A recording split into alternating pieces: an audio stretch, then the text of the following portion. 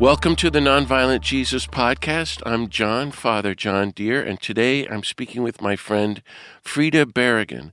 This podcast is a project of www.beatitudecenter.org, where you can find many other podcasts and regular Zoom programs on the nonviolence of Jesus and practicing nonviolence and working for a more just, more nonviolent world.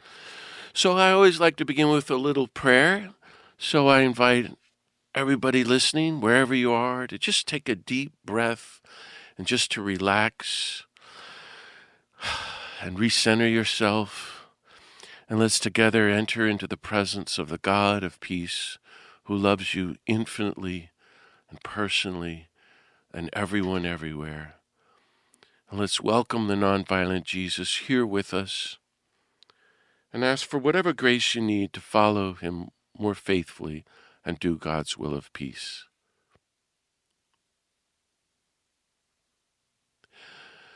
God of peace, thank you for all the blessings of life, love, and peace that you give us. Be with us now as we reflect together on your call to follow the nonviolent Jesus, to go forth and make peace in this world of war.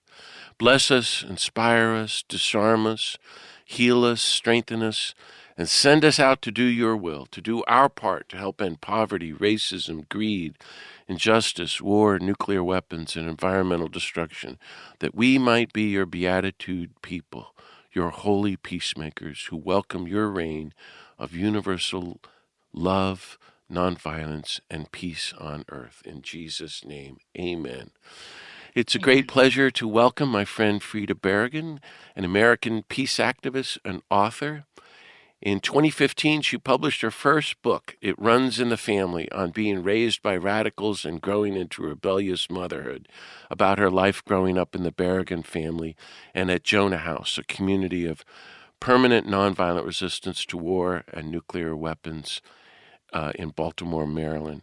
Her father was Philip Berrigan, and her mother is Elizabeth McAlister, longtime friends of mine.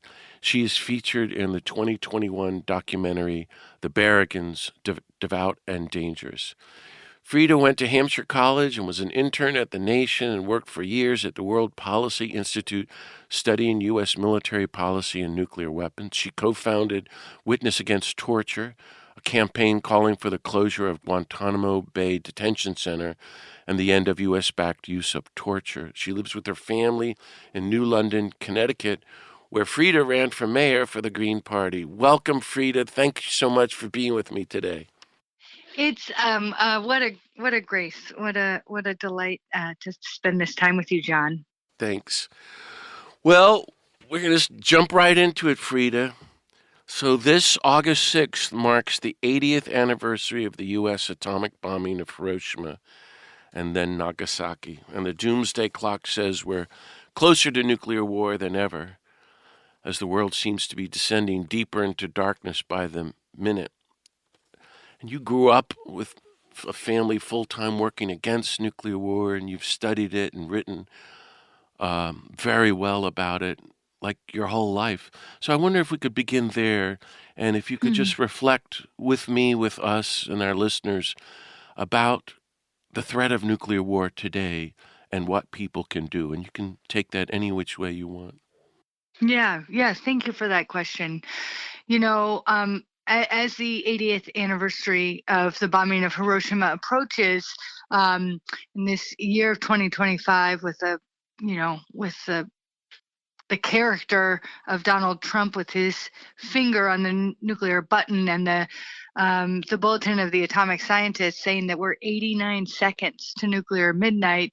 And of course, we're seeing two nuclear armed nations, India and Pakistan, right on the edge of war again, and Israel's bombardment, another nuclear armed state's bombardment of Gaza.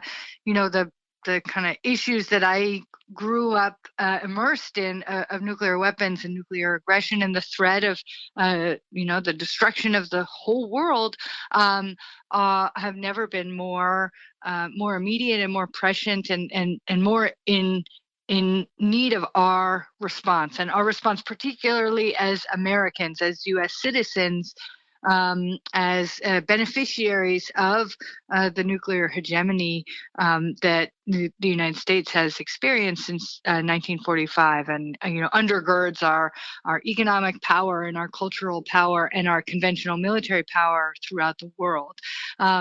So I'm particularly mindful that the voices that have called so consistently and so beautifully and so persistently for nuclear disarmament are those who experienced the bombings of Hiroshima and Nagasaki, the Hibakusha, and those voices are, they're dying out, they're weakening as the years pass, and the organization founded to help their voices be as loud as possible won the Nobel Peace Prize last year, Nihon Heidankyo, and it really was a passing of the torch and passing of the torch onto us.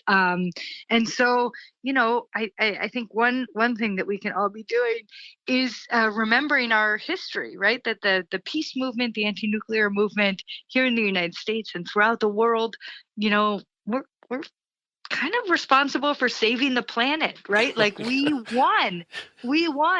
And being anti-nuclear was a cultural badge of honor, in the 1970s and the 1980s, even going back to the 1950s. There was this broad-based, intersectional, massive international movement for nuclear disarmament, for nuclear abolition. And mining that history is so inspiring and so motivating.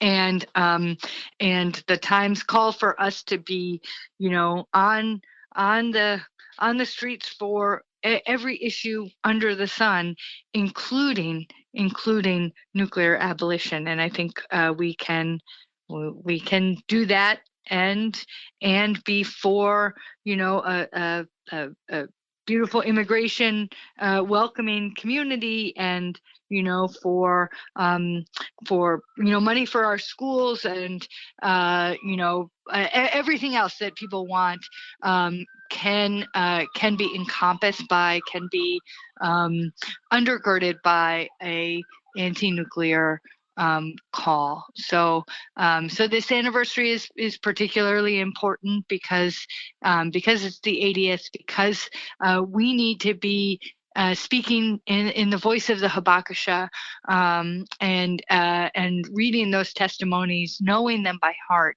and continuing to say, never again, nuclear weapons, never again. Oh, Frida, that's so beautiful. Thanks so much. And I guess I hadn't really thought of it that way, that you're saying, hey, our ancestors in the movement did a good job, the 50s and the 60s and the 70s in your own family. And look how faithful the Hibakusha were. And we need to stand up to the plate today on this really bad moment and bad time, and do what we can and trust that we can play a good part too, right? Yeah. Great. Yes. So you got arrested on Ash Wednesday, Frida, in March in New York with our friends in nonviolent civil disobedience at the United Nations, calling for nuclear disarmament. Tell me about the action, what you called for, and in detail, what actually happened. Yeah. So this was an action on Ash Wednesday. We were blessed by Archbishop John Wester of Santa Fe, that great, prophetic anti-nuclear voice there in the nuclear heartland of the United States. And we were there during the UN meetings around the Treaty on the Prohibition of Nuclear Weapons. And for those of your listeners who don't know, the Treaty on the Prohibition of Nuclear Weapons is international law.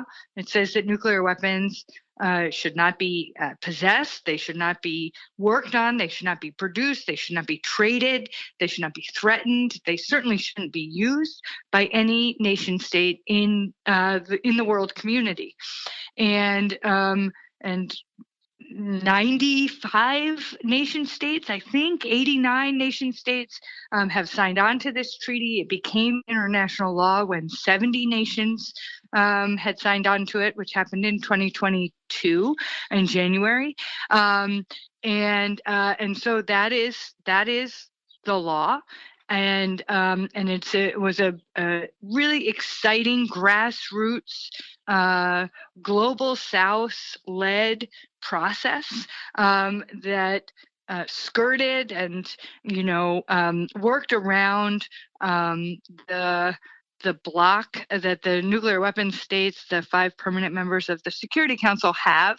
And so it was very smart and savvy organizing work that ICANN and other organizations did. And, they won the Nobel Peace Prize for that work back in 2017. Anyway, so these meetings were happening at the United Nations. It was Ash Wednesday. And the United States, the user of nuclear weapons, that killed 240,000 people in Hiroshima and Nagasaki in 1945, a nuclear proliferator. We spend billions of dollars on nuclear weapons and nuclear delivery vehicles every year. The United States wasn't going to participate in these meetings at all, even as an observer. And so the conceit behind our action was that, this was such an emergency. This was so important for the United States to be involved, to hear the voices of those most affected by nuclear weapons testing and the mining of nuclear material, and to hear the voices that are calling for nuclear disarmament, that we would block traffic on First Avenue between the United States mission to the United Nations and the United Nations itself. And we would call that delegation out of their fancy offices and insist that they, participate in this international process. And so there were dozens and dozens of us. And as I said, Archbishop John Wester blessed us all with ashes. And I had personally been on the fence about participating in the action. I needed to get back to my kids. I wanted to catch the train. Life, was infiltrating and, reminding me that it is inconvenient to get arrested and scary and all of this kind of stuff. But with Archbishop John Wester's ashes on my forehead, I really felt commended into the street. I just followed my friends with these huge banners that said, nuclear abolition is international law, and the United States needs to participate and lead the way for nuclear disarmament. Messages like that. And we blocked traffic on First Avenue. And I really felt all of my anxiety about the Trump administration, and my worry about the future, and my angst about what's everything that's happening, and from the climate crisis to Trump being in charge of nuclear weapons. I just, for that one moment, or that 10 minutes, or that we were in the middle of the street, I felt it all kind of recede, right? It just felt so good to be doing something in community with other people, and disrupting the normal operations of things, the way in which we're all encouraged to just kind of just go through the motions of life, as opposed to really living our lives. And so our action was an interruption of life as normal there, on First Avenue at the United Nations. And, there were all these, people on the inside participating in these meetings who were so heartened that we were outside and, calling our government to account, right? And so I felt this real affinity with the advocates and the, kind of the arms control class, or, the institutional kind of anti-nuclear people, felt their gratitude and their connection to our action really, really keenly. And, and then spent, the afternoon in a holding cell under the Williamsburg Bridge with a lot of friends. And that was kind of it. Wow, thank you. That sounds wonderful. Next time you do it, call me. I want to come Okay, I get will. arrested with you. Okay. I hope everybody knows just two footnotes about all that, about the international campaign to abolish nuclear weapons, which won the Nobel Peace Prize. That was co-founded by Ira Helfand, who's on their board. He also was founder of Physicians for Social Responsibility, which also won the Nobel Peace Prize. He's going to be on this podcast in a few weeks. Oh, wonderful. And is a good friend. And Archbishop John Wester called me yesterday. He's going to be he's going to Hiroshima, and he's taking a bunch of the cardinals who were just in Rome with him. Isn't that wonderful? Because That's he's so building all this bridge building with U.S. cardinals and bishops with the whole Bishops' Conference of Japan. This has never happened before, and it's so encouraging for the Japanese people. And I'm not able to go with him, but he'll be on this podcast when he gets back. So that's exciting. Well, it's all very hopeful. And, Frida, Martin Sheen and I were invited to come over and give the keynote opening speech when they were launching ICANN in Norway. And I don't know if I ever told you about that, Frida, but we're meeting everybody, thousands. That's where I met Ira. And they're all saying, yeah, we got rid of landmines with Princess Diana. I'm going, uh-huh. And then they're going, we're the people who then got rid of cluster bombs. And I'm going, uh-huh. So now we're going to get rid of nuclear weapons. And Martin and I are looking at each other like going, well, good luck with that. And a person, Frida, these were people from around the planet, full-time anti-nuclear activists, but doctors and lawyers. They were saying, no, this is how it's going to happen. And it's going to take 15 years. Everything they said 15 years ago is coming true, Frida. Yeah. Right on track with the ban treaty at the UN. And it's amazing to watch. I think it's actually the most hopeful thing happening on the planet. Do you find hope in ICANN? No, really, what they're doing is amazing. Yeah, I really do. And not enough people know about it, Frida? The ban treaty itself and how these good people are really chipping away to widen the law. Yeah, we hold signs every year on the anniversary of the treaty in front of Electric Boat General Dynamics, which builds the delivery system for nuclear weapons. They build the submarines. And we have these beautiful signs that say thank you to Tuvalu and to Peru and the Namibia and country after country after country, these beautiful, colorful signs. And we stand in the freezing, frigid cold. And every year we make a couple more signs. And our line of signs gets a little longer. Anyway, we started doing that when the treaty came into international law in 2022. That's great. We do that out here in the West Coast at Vandenberg, but we don't have thank you signs for the nations. We'll have to do that. Hey, so tell me what you did in Holy Week. After you got out of jail, then you went on was it a disarmament peace march? Yep, we went on a disarmament peace march.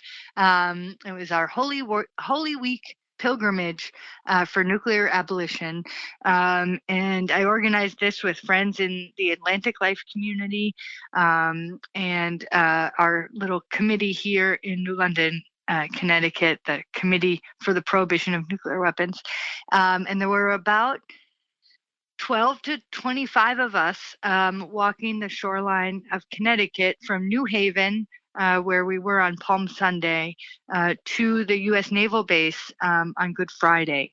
Which new U.S. Naval Base? The one here in New London, Groton. Okay, so you walked along the coast of Connecticut going east to the Trident submarines. Yeah, that's right. Wow. And each day we walked 10 to 15 miles and ate a lot of sandwiches and had these beautiful signs that were made by Jackie Allen, a Catholic worker from Hartford, Connecticut. And somebody from the LA Catholic worker, a guy named Dimitri, made these beautiful murals. And so we had these great flags and banners. And we invited people to join us for as much time as they could, but there was a core group of us, about a dozen of us, who walked pretty much the whole way.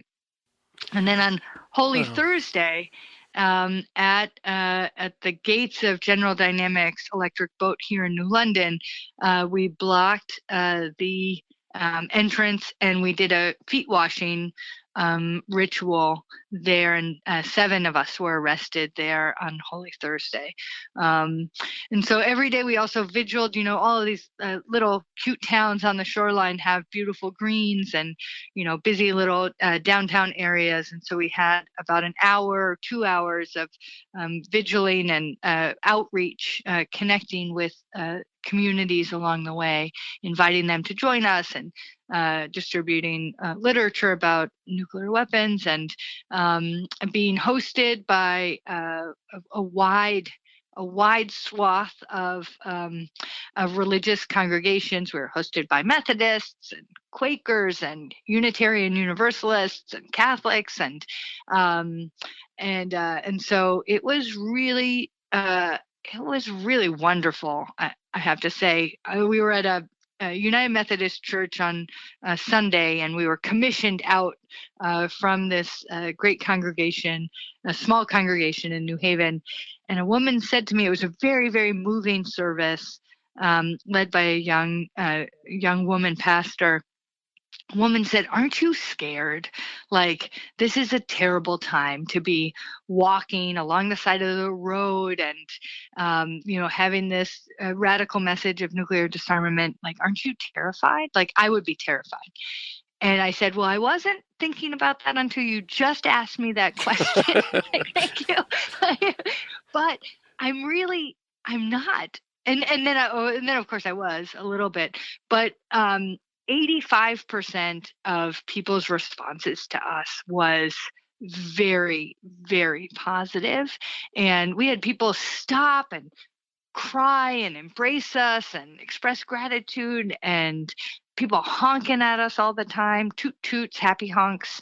But then, we took a break at Tractor Supply in Guilford, and they called the police on us and had us move along. So we did have some bumps along the road, but nothing too major. And most people who we interacted with, even these peace activists along the way, and progressive people who had been turning out with Indivisible and this 50-51, kind of all this anti-Trump stuff, even these good, well-educated, well-informed people really hadn't been thinking about nuclear weapons, right? It's just not on people's radar screens. It's not on people's hearts. And so a big part of what we were really doing was reminding people that nuclear weapons are still here, and that they're still threatening the planet, and that they're not going to disarm themselves, right? They're not going to do that, and that we need to do that. And so it was a great week, and my kids joined me for a bunch of it. Of course, it was their spring break, and we all slept on the floor in this great peace community called Benincasa in Guilford, Connecticut, and with the chickens, and we slept in their barn. So it was a really wonderful experience. Wow. Thank you, Frida. As you're listening, friends, this is why I wanted to have Frida on, just to hear the ordinary life of a full-time committed anti-nuclear activist. This is Frida's life. And this is what I think following the nonviolent Jesus looks like. Frida, you grew up in a house of resistors and peace activists in Baltimore.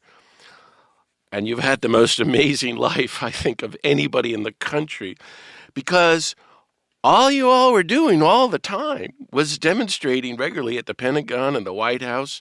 And you met and saw hundreds and hundreds of friends throughout your whole life go off to jail for various acts of civil disobedience and plowshares actions, including me. I started visiting your parents around 1980. It's hard to take it all in, 45 years ago.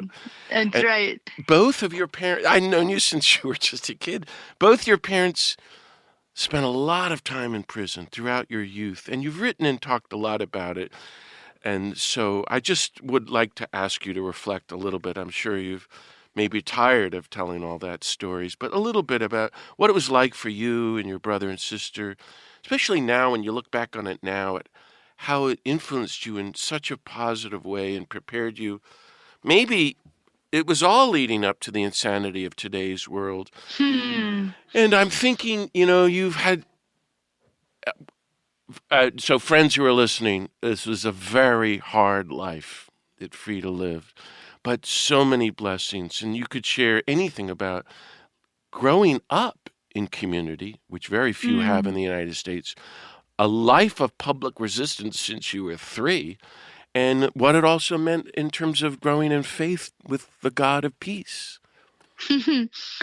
um, yeah. Okay. So I guess one of the things that really I wanted to kind of pull out here is just that, my parents helped to create this community, Jonah House, 1973, coming out of the experience of the Vietnam War and the huge anti-war movement or movements that were, that helped end the war or helped end U.S. participation in the war. And one of the lessons they learned, being like a little bit older than maybe the stereotypical Vietnam War activist, was that the only way that they were going to be able to sustain not just a an anti-war movement against that war, this specific bad thing that the government was doing, was to live in community and to immerse themselves in the way of Christ and the way of the disciples, the life of the disciples. And so this very simple, very austere lifestyle that we were brought up in, inspired by the Catholic Worker and Dorothy Day, but recognizing that they didn't want to, if they did the works of mercy, that's kind of all they would end up doing. That was their fear. And so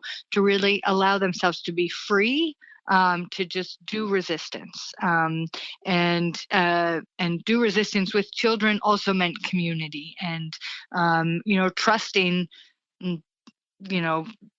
all of these other people to help take care of us. And so it was really lovely and very, very difficult. But one of the things that I noticed very early on as a very young kid was that all of these people were coming to this hot, kind of dirty, crowded row house in inner city Baltimore, and they were leaving middle America, right? Like they were leaving sunken living rooms and wall-to-wall carpet and air conditioning and, food that was bought at the grocery store instead of food that was like rescued from dumpsters.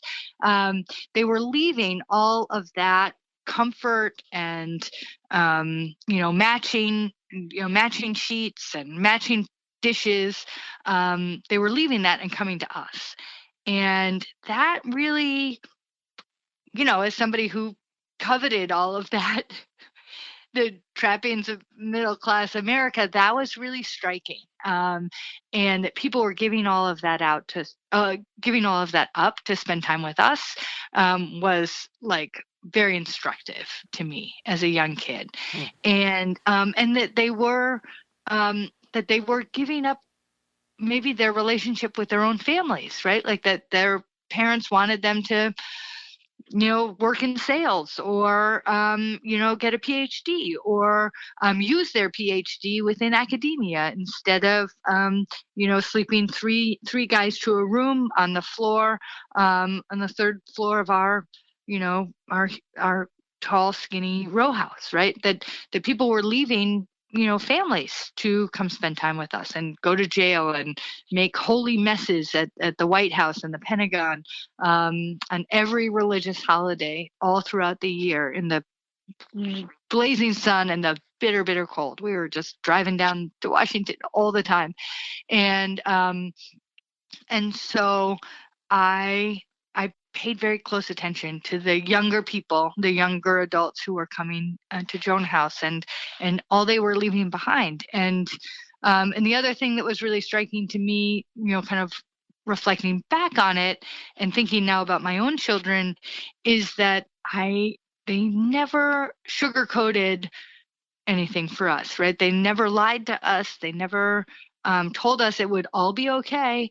And somebody would work it all out on our behalf.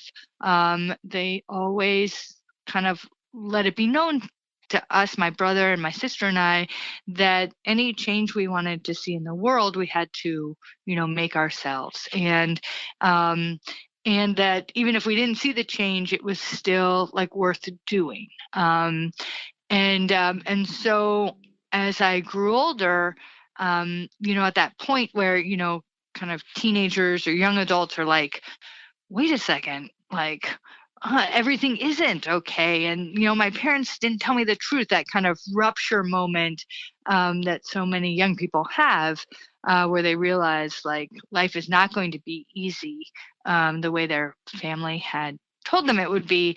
I didn't ever have that rupture because I had been sort of instructed all the way along, even as like a 5-year-old, into, the details of what the consequences of the bombing of Hiroshima and Nagasaki. We watched the documentary footage on the wall of our living room with our 16 millimeter projector, right? Like we watched that documentary over and over and over again of a silent camera moving through Hiroshima and taking in the damage both to the infrastructure, but also, the damage to the people, right? Like we kind of grew up reading people's history of the United States, like, bringing that Howard Zinn's like devastating book into like third grade history class, and bringing slideshows in about world hunger and stuff like that. And so we just kind of always knew that it was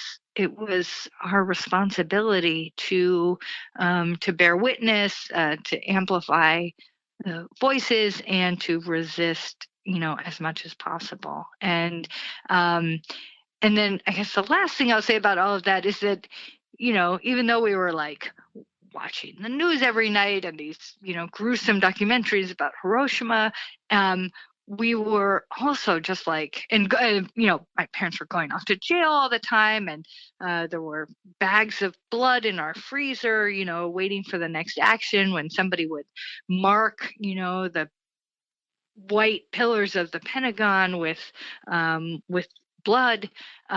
We were also like having a really good time and, welcoming new and interesting people, including yourself, John, into our home, and learning from people and celebrating all the time, and having these beautiful liturgies in our front room, and all these real characters were coming by all the time. And anyway, it was quite the life. It was amazing. Thank you for sharing all that, Frida.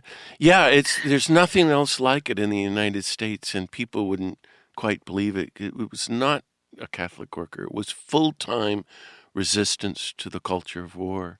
And I'm glad you mentioned that, because there always was a lot of celebration and life.